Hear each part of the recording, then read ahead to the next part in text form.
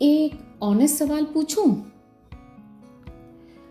आप जो डिसीजंस लेते हो वो सच में आपके होते हैं या फिर उनके पीछे होता है लोग क्या सोचेंगे, कोई बुरा ना मान जाए या कहीं मुझे गलत ना समझ लें? क्योंकि सच ये है, हम अपनी जिंदगी का काफी हिस्सा लोगों को नाराज ना करने में बिता देते हैं। आज की बुक आपको मोटिवेट नहीं करेगी, ये आपको फ्री करेगी। थोड़ी अनकंफर्टेबल लगेगी पर शायद वही आपको हील भी करे।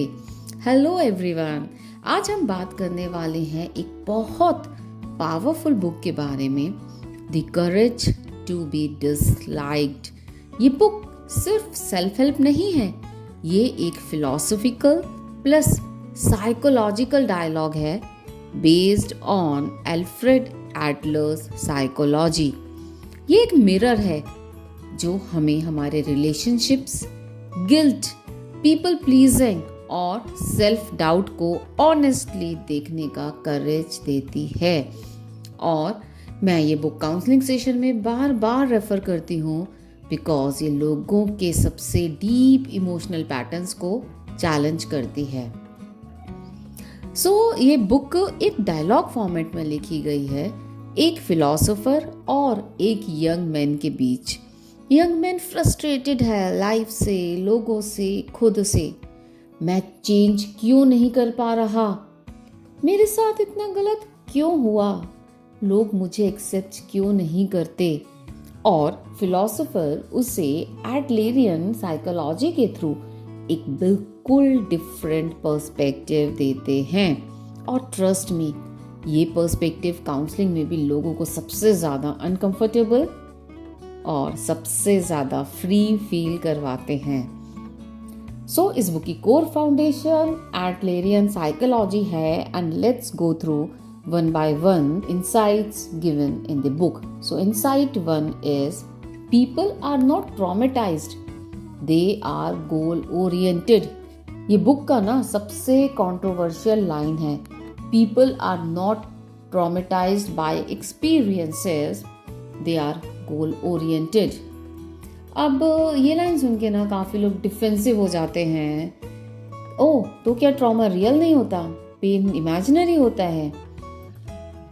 बट पेन बिल्कुल रियल होता है, ट्रॉमा को डिनाई नहीं किया जा रहा। लेकिन एडलर ये कहते हैं कि ट्रॉमा हमारी डायरेक्शन डिसाइड नहीं करता, हम उसे कैसे इंटरप्रेट करते हैं ये डिसाइड करता है। फॉर एग्जाम्पल, मैं किसी पे ट्रस्ट नहीं करती क्योंकि मुझे हर्ट हुआ था। इट एक्चुअली ट्रांसलेट्स टू मैं दोबारा हर्ट होने से बचना चाहती हूँ, इसीलिए मैं दूसरों पे ट्रस्ट नहीं करती। तो बिहेवियर का जो रूट है वो पास्ट नहीं है, वो फ्यूचर का गोल है। मुझे फिर से वो रिजल्ट नहीं चाहिए, मुझे फिर से वो एक्सपीरियंस नहीं चाहिए। तो वहाँ सेफ्टी, कंट्रोल, अटेंशन और अवॉइडेंस आ जाता है। Insight 2, inferiority feeling versus inferiority complex. Inferiority feeling होना बिल्कुल नॉर्मल है। जब हम खुद को इम्प्रूव करना चाहते हैं तब थोड़ी कमी महसूस होना नेचुरल है। लेकिन जब ये फीलिंग बिलीफ बन जाती है, मैं एनफ नहीं हूँ, मैं कभी बेटर हो ही नहीं सकती, तब इंफीरियरिटी कॉम्प्लेक्स डेवलप होता है। काउंसलिंग में हम देखते हैं कि इंफीरियरिटी कॉम्प्लेक्स लोगों को ट्राई करने से ही रोक देता है। बुक ये क्लियरली बताती है कि इंफीरियरिटी फीलिंग ग्रोथ की तरफ ले जाती है, जबकि इंफीरियरिटी कॉम्प्लेक्स स्टेग्नेशन की तरफ। Insight 3, superiority is also an inferiority complex. Book एक और पावरफुल बात करती है, जो लोग हमेशा खुद को बेटर दिखाने की कोशिश करते हैं वो भी अंदर से इनसिक्योर होते हैं। कॉन्स्टेंट कंपैरिजन, मैं बेटर हूँ, मैं वर्स हूँ, दोनों ही केसेस में हम खुद से डिस्कनेक्ट हो जाते हैं। हेल्दी माइंडसेट कहता है, I don't need to be better than you, I just need to be me. Insight 4, all problems are relationship problems. Adler का एक बहुत स्ट्रॉन्ग स्टेटमेंट है, ज़्यादातर इमोशनल प्रॉब्लम्स का रूट ना रिलेशनशिप्स होते हैं। एंग्जाइटी होती है क्योंकि जजमेंट का डर होता है, गिल्ट होता है क्योंकि हम सबको खुश रखना चाहते हैं, एंगर होता है क्योंकि पावर स्ट्रगल होता है। काउंसलिंग सेशन में जब लोग ये समझने लगते हैं तब उनका गिल्ट धीरे धीरे कम होने लगता है। लोग अपने इमोशंस को ज़्यादा लॉजिकली समझने लगते हैं। Insight 5, task separation, emotional freedom tool. इस बुक का सबसे practical concept task separation. Simple language में, एक होता है मेरा टास्क मतलब मेरा काम, और एक होता है दूसरे का टास्क। तो मेरा काम क्या होता है? मेरी चॉइसेस, मेरी बाउंड्रीज, मेरी वैल्यूज, मैं कैसे बिहेव करती हूँ, व्हाट आर माई डिसीजंस। और दूसरों का काम, वो क्या सोचते हैं, क्या फील करते हैं, कैसे रिएक्ट करते हैं।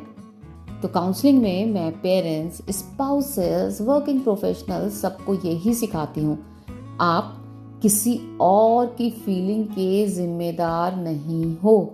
आप रिस्पेक्टफुल हो सकते हो, काइंड हो सकते हो, बट गिल्टी रहना ज़रूरी नहीं है। बाउंड्रीज गिल्ट के साथ नहीं, क्लैरिटी के साथ बनाई जाती हैं।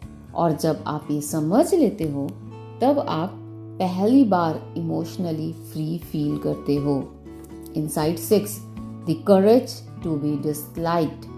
हम बचपन से सीखते आए हैं गुड गर्ल बनो, गुड पेरेंट बनो, गुड एम्प्लॉय बनो, बट कहीं ना कहीं हम रियल सेल्फ खोना शुरू कर देते हैं। बुक बहुत क्लियरली कहती है, if you want freedom you must accept being disliked.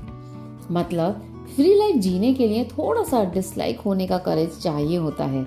इसका मतलब ये नहीं है कि आप रूड हो जाओ या केयरलेस हो जाओ।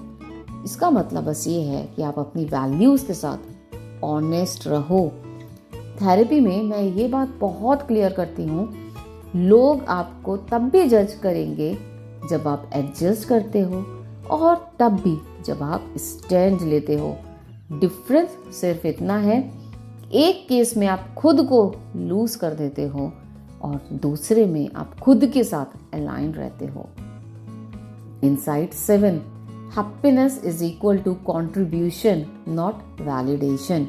इस बुक के अकॉर्डिंग हैप्पीनेस का सोर्स है feeling of contribution, not applause, not validation, not perfection.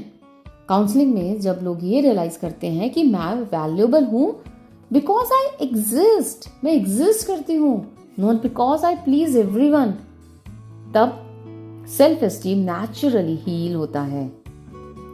So the courage to be disliked हमें ये नहीं सिखाती कि दुनिया को इग्नोर करो या उनसे लड़ो। ये हमें सिखाती है अपने साथ ऑनेस्ट रहना, बाउंड्रीज बनाना, अप्रूवल के बिना भी शांत रहना और गिल्ट के बिना खुद को चूज करना। करेज का मतलब फियरलेस होना नहीं होता। करेज का मतलब होता है डर के बावजूद खुद के लिए खड़े रहना। अगर ये वीडियो आपको अनकंफर्टेबल लगा तो शायद यही ग्रोथ का पॉइंट है। And let me know in the comment कि कौन सा कॉन्सेप्ट आपके लिए सबसे ज़्यादा चैलेंजिंग था। और याद रखिए, अ मीनिंगफुल लाइफ अप्रूवल से नहीं, रिस्पॉन्सिबिलिटी और करेज से बनती है। आपको सबका फेवरेट बनना ज़रूरी नहीं, खुद के लिए ट्रू होना ज़रूरी है।